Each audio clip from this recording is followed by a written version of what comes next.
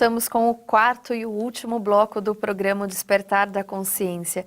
Se você teve alguma dúvida durante o programa de hoje ou qualquer outro programa, mande o seu e-mail para despertar@tvmundomaior.com.br.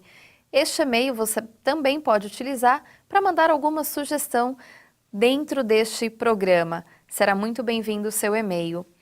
Sebastião, na página 216 do livro, o terceiro capítulo diz assim: se a alma não proporcionar melhores oportunidades de crescimento e sublimação a essas consciências advindas do meio externo, não conseguirá conquistá-las para abraçarem suas metas e propostas, que deverão objetivar a ascensão de todos os elementos envolvidos.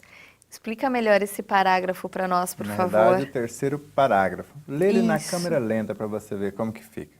Então, começa a ler de novo. Se a alma Ó, não... Se a alma não proporcionar melhores oportunidades de crescimento e sublimação a essas consciências advindas do meio externo, que vem através do corpo, pelo bife que você come, pelo vegetal, por tudo que entra no seu universo, através dos sentidos, uma leitura, uma música, um diálogo, um abraço, tudo que vier do meio externo na sua direção, não conseguirá conquistá-las para abraçarem suas metas e propostas. Exato, é por isso que eu preciso respeitar o alimento visando o aproveitamento total ou a energia de qualquer frequência, desde o dinheiro a tudo que ele possa promover, gerando progresso.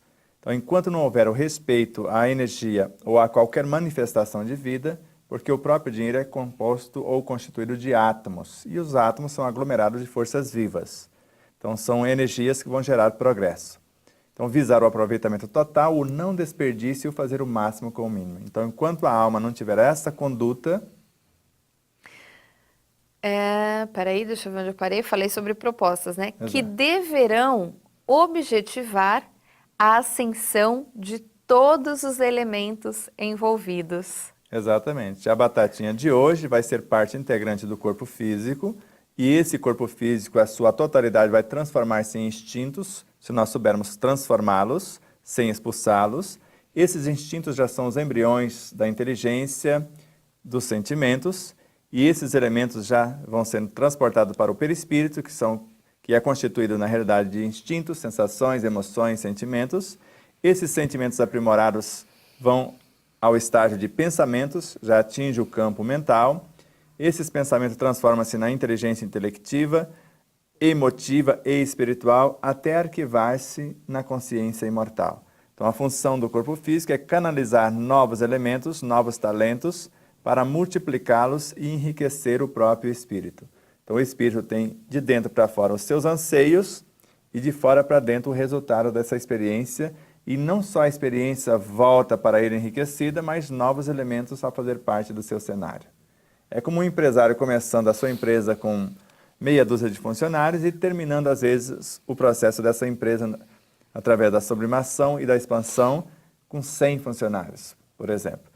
E esses funcionários, quando bem tratados pelo espírito, jamais vai querer deixar de trabalhar para esse. Até porque, conforme nós vemos na conduta de um empresário que voltou à pátria espiritual outro dia, Antônio Hermílio de Moraes, ele tinha os seus colaboradores, seus funcionários como filhos. E um determinado momento nas suas empresas, porque ele já tinha tanta empresa que já estava complicado gerenciar tantas, ele pegou certas empresas a partir da competência de funcionários que gerenciavam aquelas empresas e passou para eles por um preço simbólico. Coisas insignificantes, então ele passou aquelas empresas e eles passaram a ser prestadores de serviço dentro da empresa maior que ele estava gerenciando. Então, ele faz isso e o espírito também. Então, ele vai promovendo esses estados de consciência, tanto que o corpo físico, quando se promove, ele vai ser o perispírito, o gerente de futuros corpos.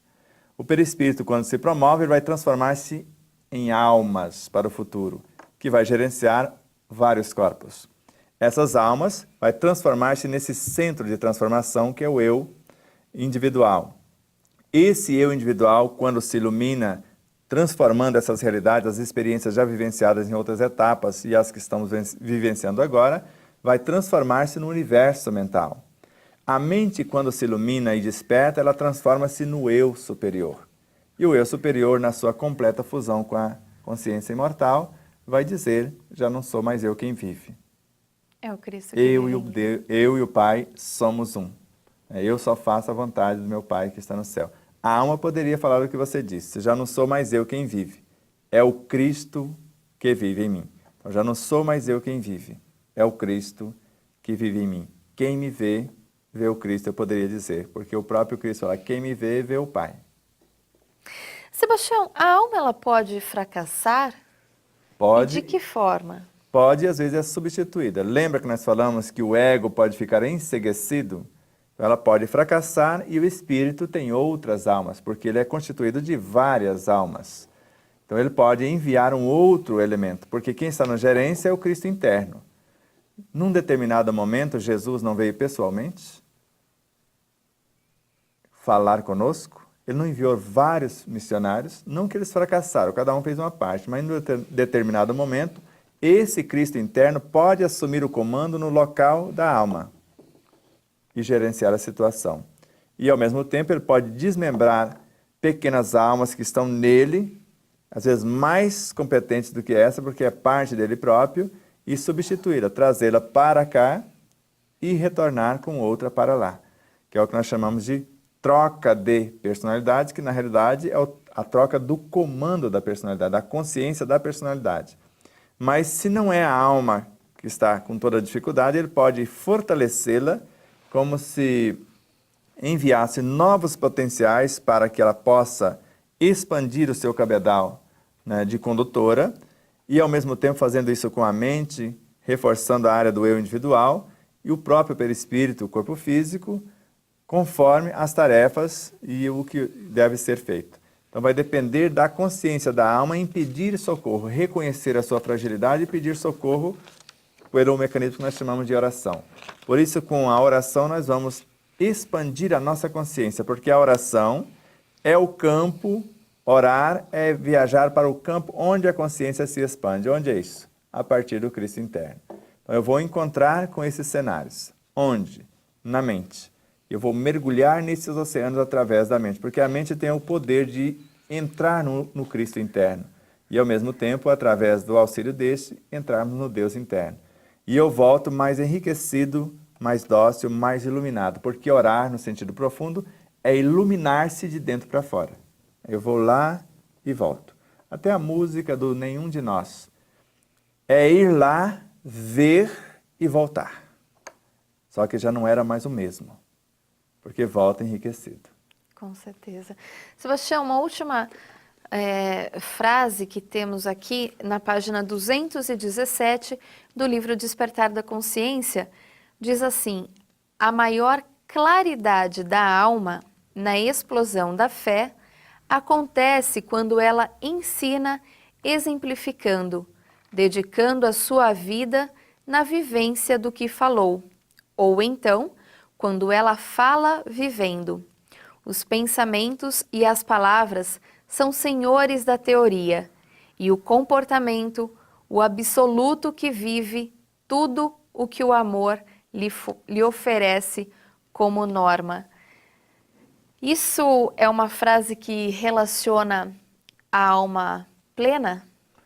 Com certeza, a alma consciente. Por isso que nesse processo de renovação que nós vamos ver no programa seguinte, nós vamos até pensar e levar isso para o programa seguinte, porque nós não temos tempo nesse bloco. Isso é uma mensagem de Miramês, de um dos orientadores da obra, e que dá mais ou menos uns 30 programas também para desmembrá-la. Porque, veja, lê na câmera lenta, nós temos um pouquinho de tempo ainda. Lê a frase outra vez, para você ver, vamos facetar rapidinho.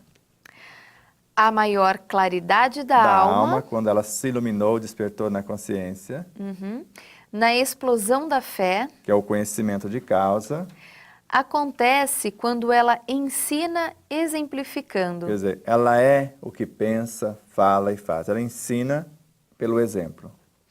Dedicando a sua vida na vivência do que falou, ou então quando fala vivendo. Exato. Então ela pode exemplificar, transformando em atos práticos o que ela falou, ou simplesmente ensinar pelo exemplo. Os pensamentos e as palavras são senhores da teoria. Que são os arquitetos e as possibilidades verbalizadas, senhores da teoria, do conhecimento expressado. E o comportamento, o absoluto que vive tudo o que o amor lhe oferece como norma. Exato. E agora a prática, a experiência vivida, aperfeiçoada e aprimorada.